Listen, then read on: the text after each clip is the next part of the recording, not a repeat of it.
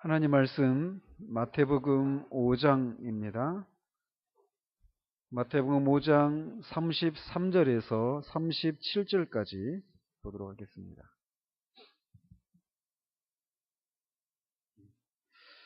우리는 지난주에 이혼에 관한 이 세 가지 관점을 살펴보았습니다.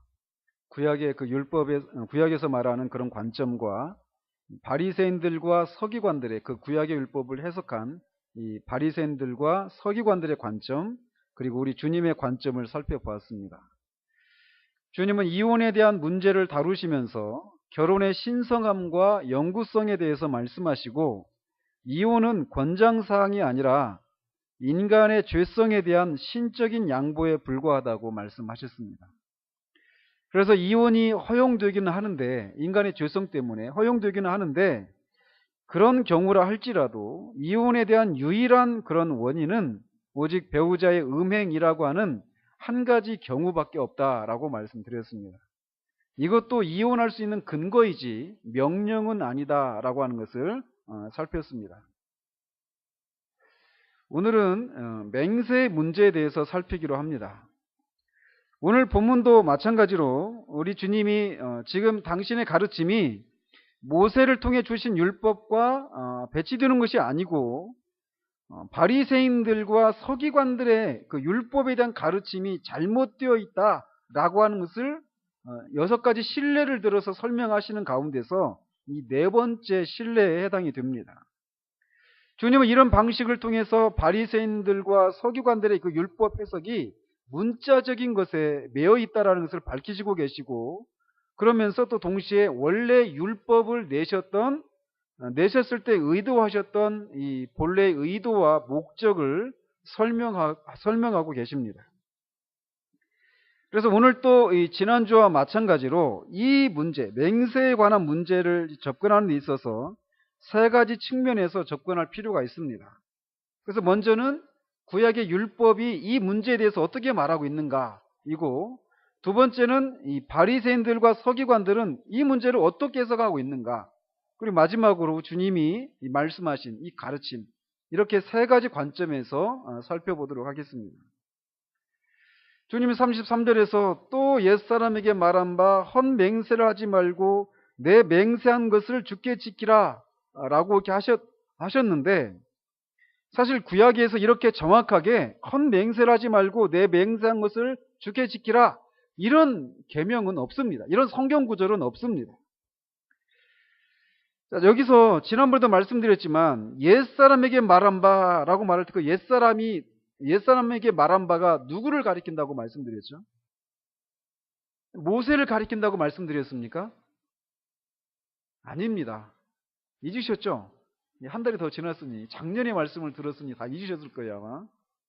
여기서 말하는 옛사람에게 말한 바라고 말할 때 이것은 모세를 가리키는 것이 아니다라고 말씀드렸어요. 그러니까 옛사람에게 너희들이 이렇게 들었지만 나는 말하노니, 이렇게 말하면 여기서 말한 옛사람을 만약에 모세라고 한다라면, 모세로부터는 너희들이 이렇게 들었지만 사실은 이게 아니라 이런 거다, 이렇게 말씀하고 계셔서 주님의 가르침이 모세의 가르침과 모세를 통해 주셨던 그 율법과 배치가 되는 것으로 해석이 될 수 있잖아요. 그러니까 여기서 말하는 옛사람은 모세가 아니다라고 말씀드렸습니다. 그럼 누구냐? 바로 이 모세 율법을 어떻게 그것이 무엇을 의미하는지를 해석하고 연구하고 해석했던, 그리고 그들의 삶을 통해서 실천하려고 했던 서기관들과 바리새인들의 견해라고 이렇게 말씀을 드렸습니다. 즉 너희들의 율법의 선생들인 바리새인들과 서기관들로부터 맹세하는 문제에 대해서 헛맹세를 하지 말고 내 맹세한 것을 주께 지키라, 이런 식으로 너희가 들었지만 나는 이루노니, 이렇게 말씀하고 계시다라는 거예요. 자, 그래서 방금 말씀드린 대로 구약에는 이렇게 헛맹세를 하지 말고 내 맹세한 것을 주께 지키라 라고 하는 성경 구절이 없습니다.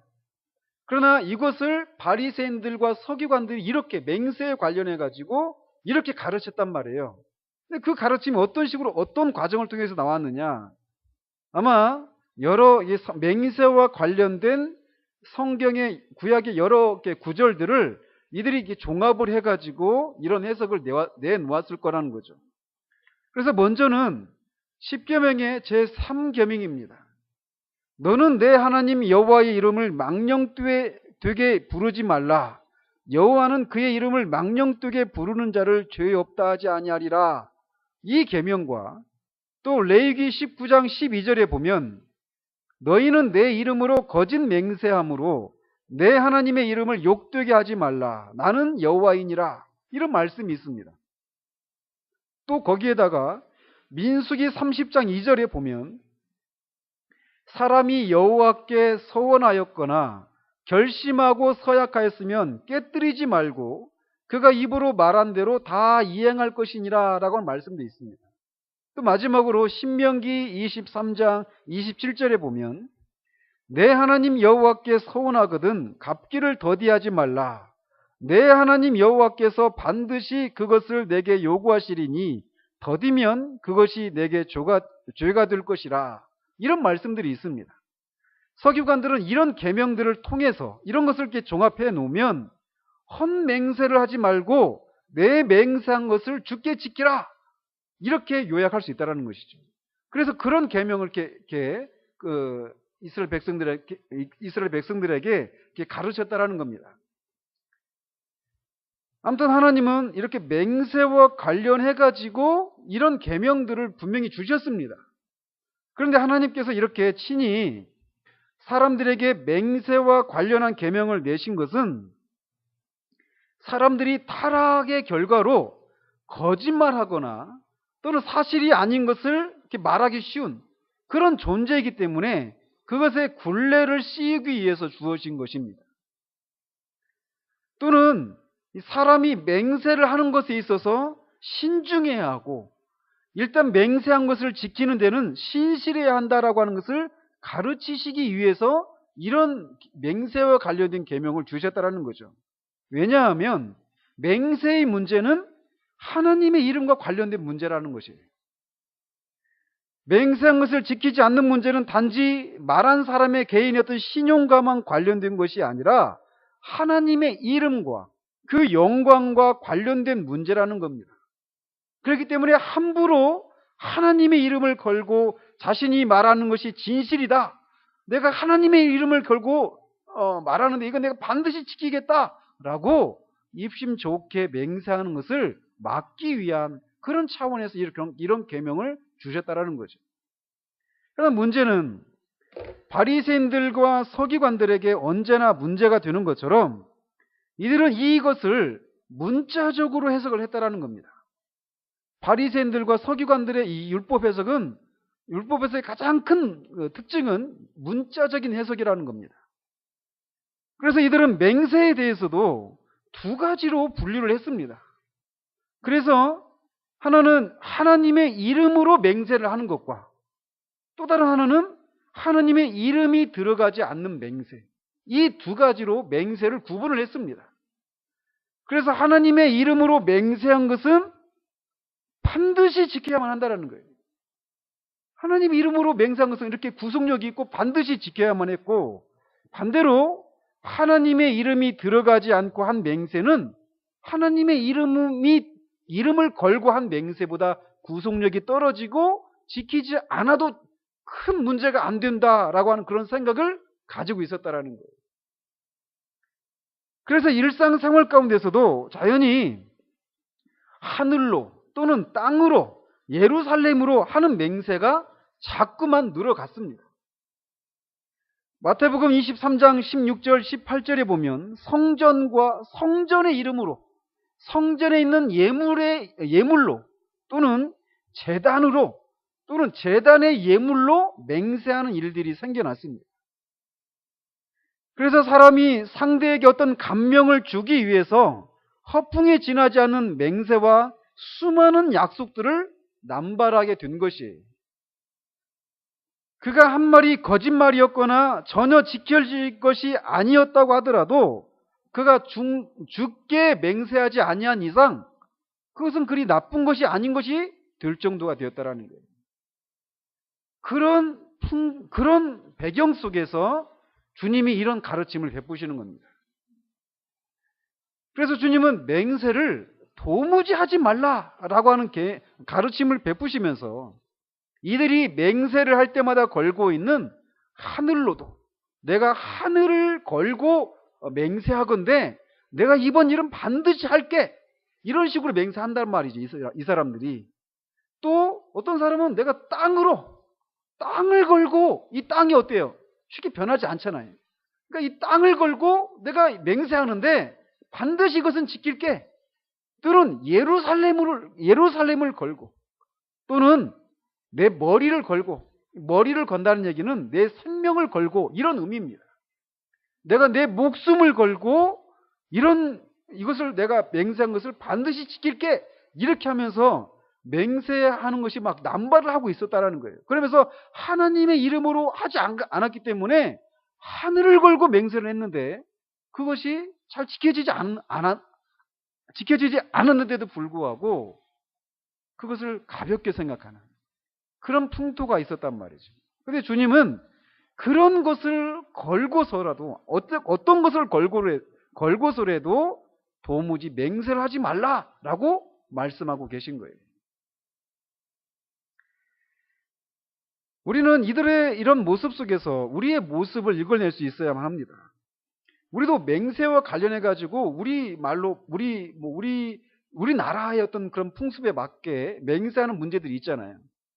내가 이걸 하지 않으면 내 손에 장을 지진다, 이런 것도 다 맹세와 관련된 거란 말이죠. 또는 심한 말도 하잖아요.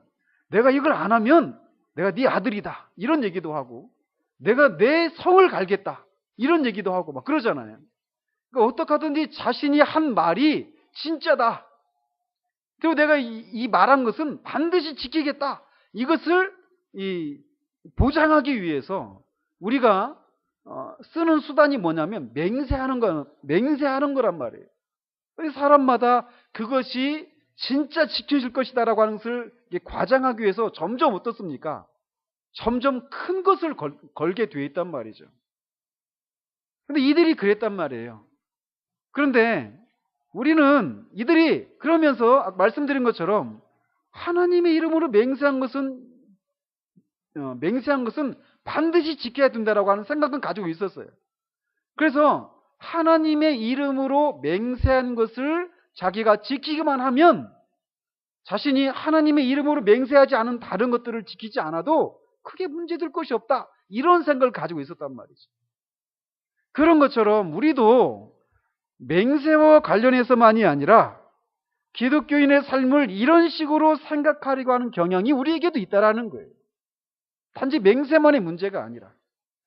그래서 자신이 생각할 때 어떤 것은 죄악된 것이기 때문에 그것만 지키면 다른 것은 문제가 안 된다라고 하는 생각을 우리가 가지기가 쉽다라는 것입니다. 그래서 우리 자신이 이런 것은 정말 큰 죄악이야 라고 생각하는 어떤 것이 있습니다. 그리고 자신은 그것을 지킵니다. 그래서 그것을 지키지 않는 다른 사람들을 보면서 어떻게 예수 믿는다라고 하는 사람이 저럴 수가 있어 라고 판단까지 합니다. 그러면서 정작 자신은 다른 부분에 있어서는 성경에서 지지하지 않는 그런 삶을 살아가고 있는데 자신이 이거는 반드시 지켜야 돼 라고 했던 것들을 지키고 있기 때문에 지켜지지 않고 있는 것들에 대해서 크게 문제시하지 않는 이런 식의 신앙 습관이 우리에게 있을 수 있다는 것이죠. 전에도 말씀드린 것처럼 바리새인들과 같이 우리가 생각하고 행동하기가 얼마나 우리가 쉬운가라는 것을 우리가 생각할 필요가 있다는 것이죠.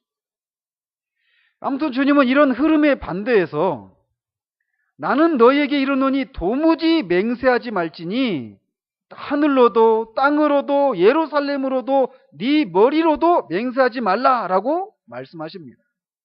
왜냐하면 하늘은 하나님의 보좌라는 거예요. 땅은요? 땅은 하나님의 발등상이라는 겁니다. 자, 그리고 예루살렘은 큰 임금의 성이라는 거예요. 큰 임금은 누구를 가리킬까요? 여호와 하나님을 가리킵니다. 그러니까 예루살렘으로도 맹세하지 말라라는 거예요. 또 네 머리로도 하지 말라.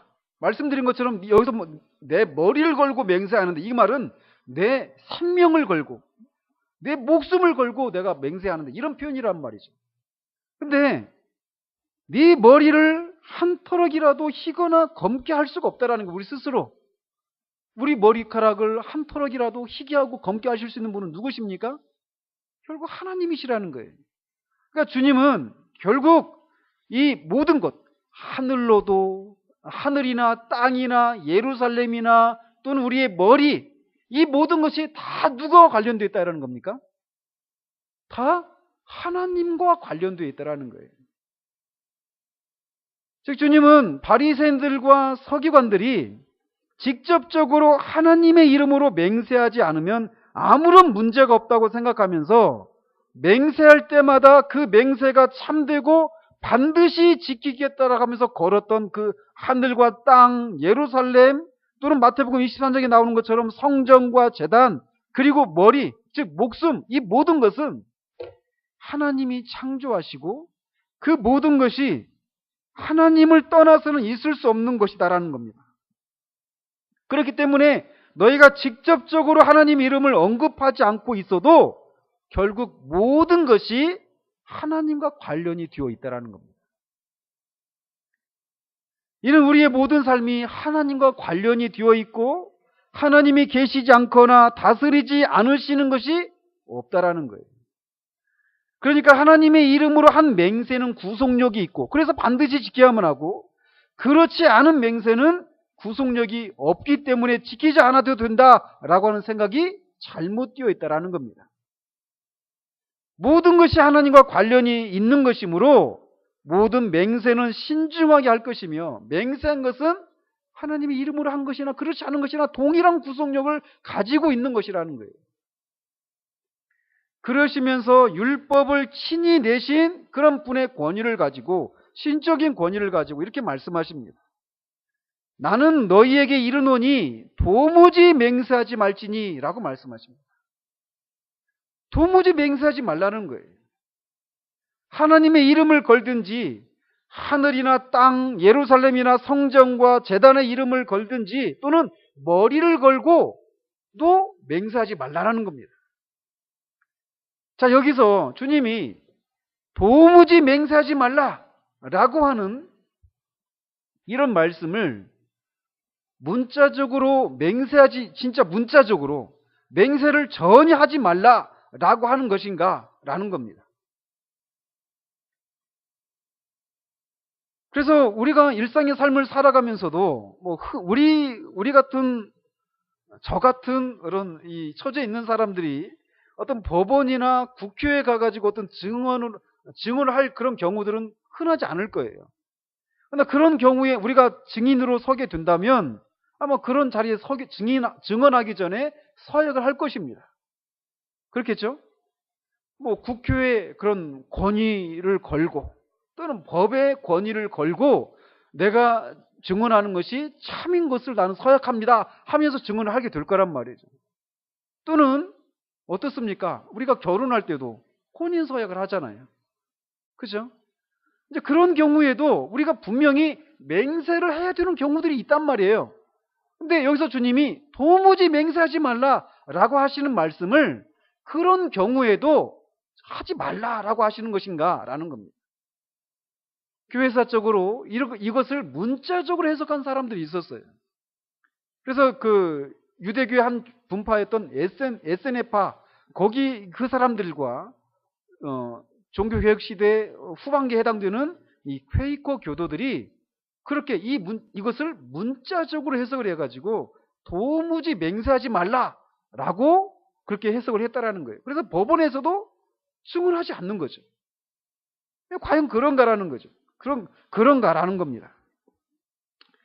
그러나 이미 이 문제는 앞에서도 우리가 살펴본 대로 하나님께서 이미 맹세와 관련한 계명을 주셨다라는 겁니다.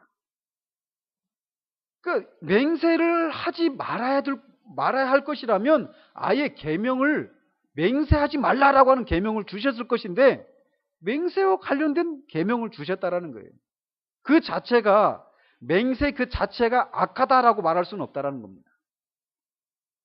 구약에도 보면은 많은 그런 사람들이 맹세를 하는 경우들이 많습니다. 아브라함도 이삭을 위해서 이제 그 신부를 구해오는 그런 과정에서 자기 종을 보내잖아요. 고향 땅에. 그래서 보내기 전에 맹세를 합니다. 맹세를 하면서 돌려보내요. 야곱도 마찬가지입니다. 야곱도 요셉에게 그런 맹세를 합니다. 요셉도 어떻습니까? 자기 후손들에게 맹세를 하잖아요. 다시 하나님이 우리를 가나안 땅으로 돌려보낼 것인데 그때 내 뼈를 세겜 땅에 묻어달아. 묻겠다라고 맹세하라고 얘기하잖아요. 요나단도 어떻습니까?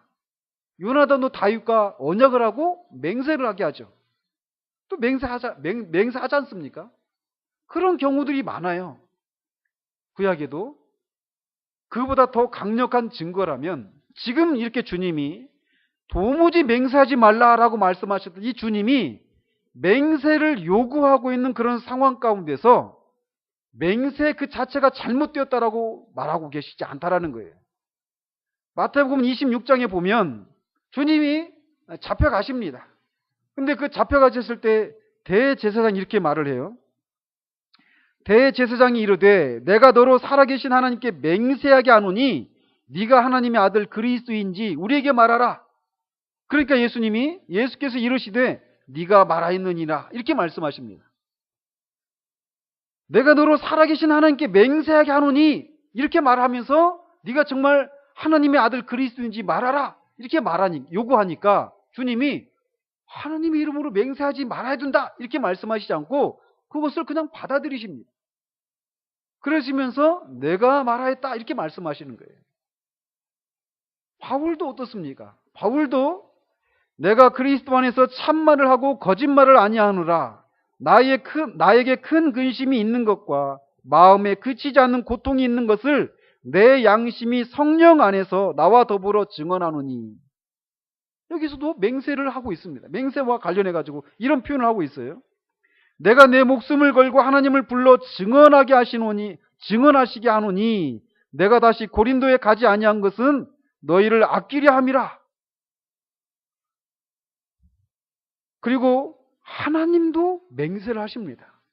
히브리서 6장 16절 17절 보면 이렇게 되어 있어요.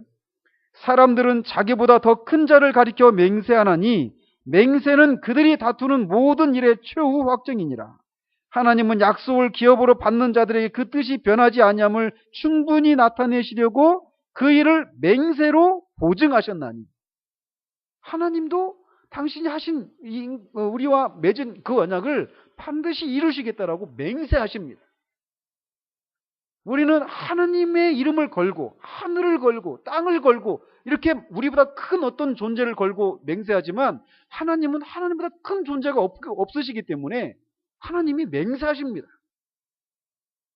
이렇게 하나님도 맹세하고 계시단 말이에요.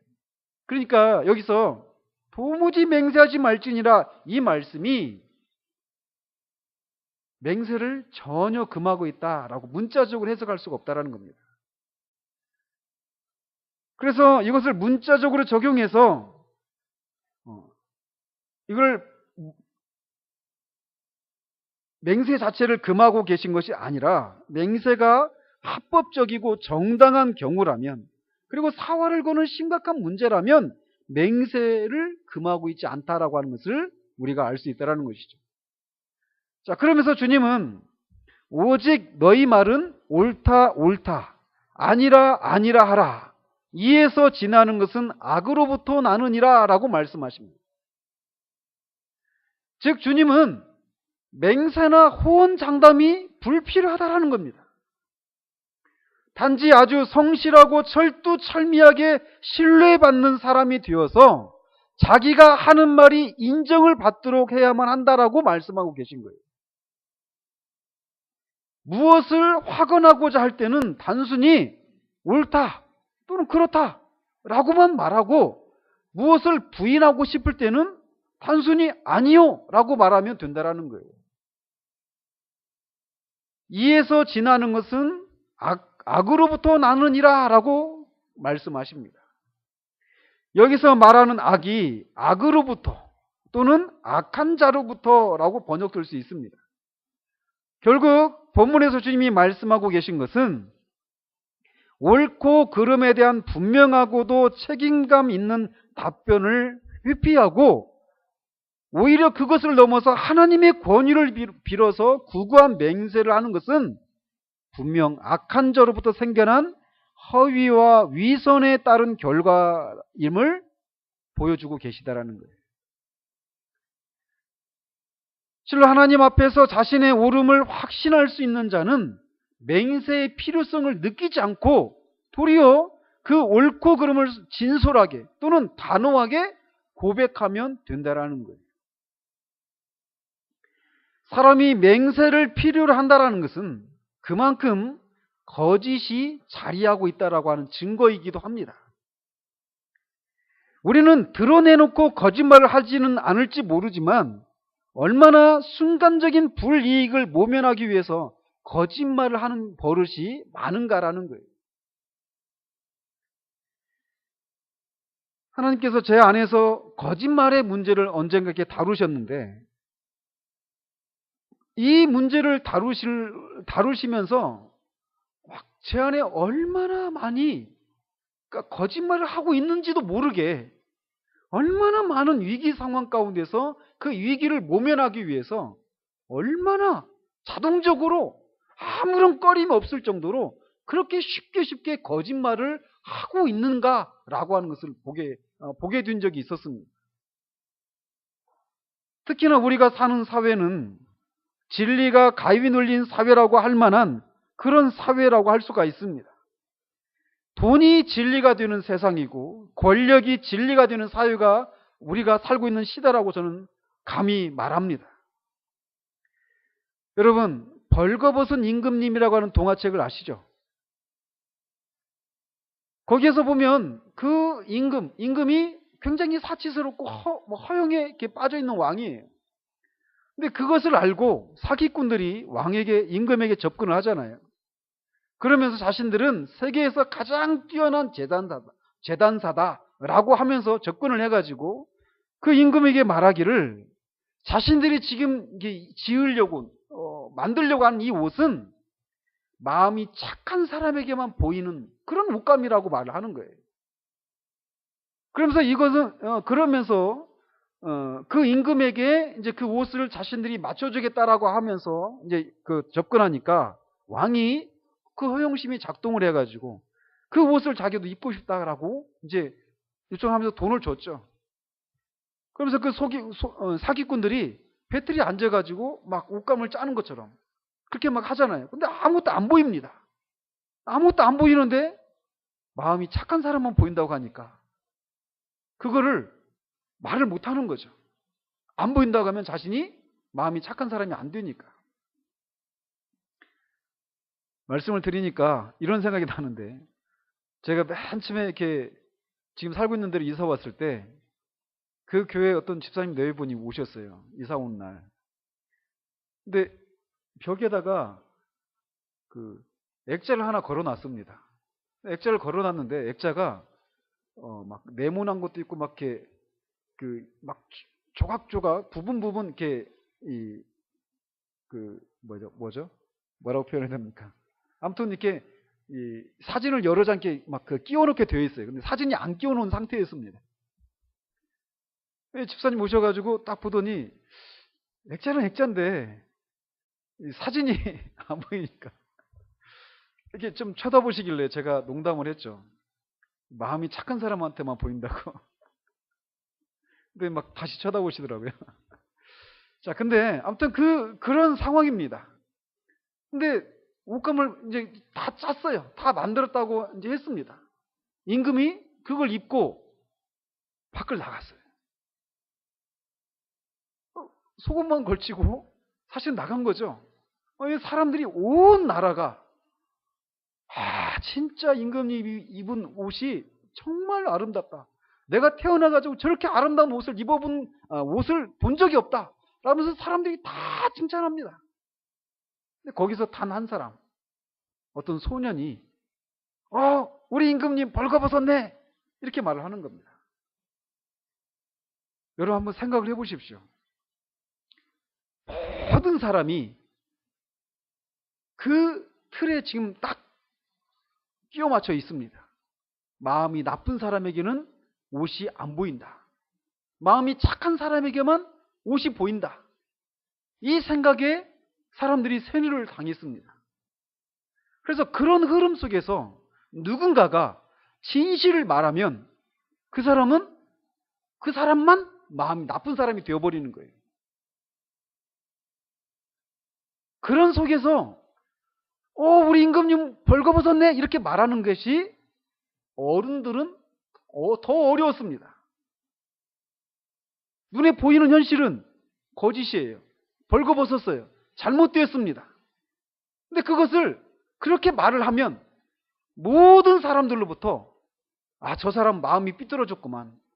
저 사람 마음이 아주 나쁜 사람이구만. 이런 평판을 받아야만 합니다.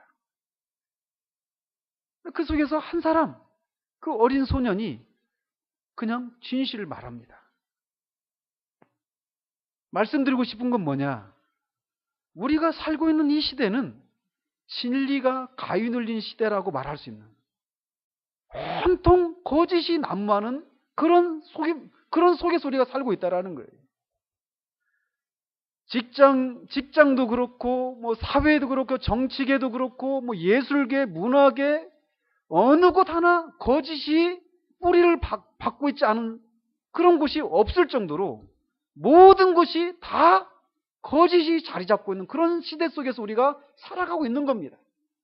근데 그 속에서 임금님 벌거벗었다라고 말하는 것이 쉽지 않은 것처럼, 거짓이 진리인 것처럼 인정되어지고 있는 그 속에서 거짓을 보면서 거짓이라고, 진리를 보면서 그것이 진리라고 말하는 것이 쉽지 않다라는 겁니다.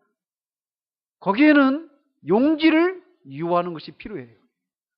그래서 우리가 거짓을 보고 거짓이더라고, 진리를 보고 진리라고 말하는 데는 우리가 생각하지 못했던 많은 대가를 치러야 되는 일이 일어날 수가 있습니다. 그런 일들을 우리는 직면하게 될 거예요. 그리고 직면할 수밖에 없는 상황 속에 우리가 살고 있습니다. 날마다 말이죠. 그것이 크든지 작든지 간에 말입니다. 주님은 우리에게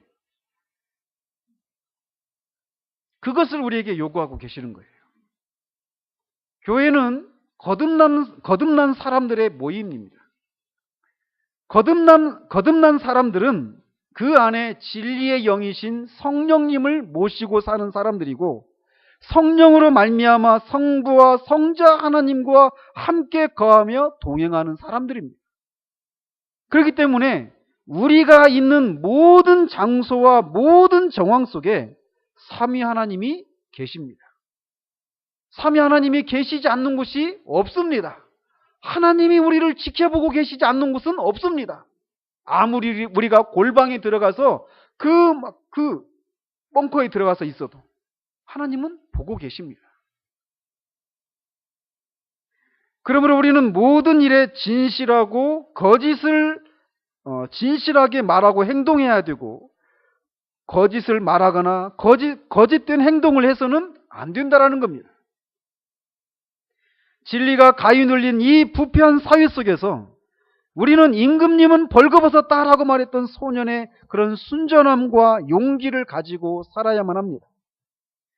오늘날 교회가 이 사회 속에서 신뢰를 잃어버린 것을 우리는 깊이 생각해야만 합니다.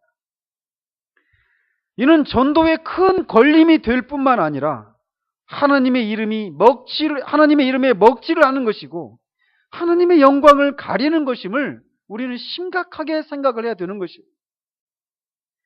우리는 마땅히 이 사회 속에서 우리가 하는 말로 이미 그것이 진실이고 반드시 지키겠다라고 하는 신용장을 얻는 것으로 그런 여겨지는 사람들로 우리가 나타나야 한다는 겁니다. 아무리 작은 것이라도 우리는 이런 삶을 살아야만 합니다. 그래서 그리스도인이 어떤 문제를 가지고 어떤 답을 요구할 때, 그래 내가 할게 이렇게만 해도 반드시 하겠구나, 이런 신뢰를 얻을 수 있는 사람들로 우리가 나타나야 한다는 거예요. 세상은 우리를 지켜보고 있습니다. 우리 자신에게 이 문제를 적용해야 합니다.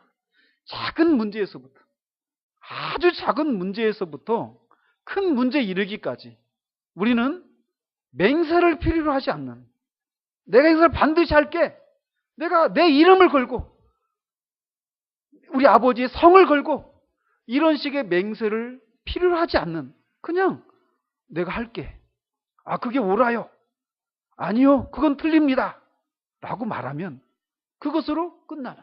왜? 그만큼 신뢰를 할 수 있으니까. 우리 이 땅에서 그런 사람으로 살아야만 합니다. 우리 한 사람 한 사람이, 그리고 우리 교회가 그런 모습으로 나타내야만 합니다. 이것을 우리 주님이 우리에게 요구하시는 거예요. 도무지 맹세하지 말아라. 너희들은 옳다 옳다, 아니다 아니다라고 말하기만 하라라는 겁니다. 우리 모두가 그런 사람으로 드러나서 정말 우리를 만나는 사람들이 저 사람이 말하면 반드시 해, 반드시 지켜, 저 사람은 말한 대로 살아가는 사람이야, 저 사람이 말한 것은 반드시 진리야 라고 인정을 받는. 그래서 결국 그런 우리를 나신 하늘에 계신 하나님께 영광을 돌려드리는 저와 여러분이 되시기를 우리 주님 이름으로 축원드립니다.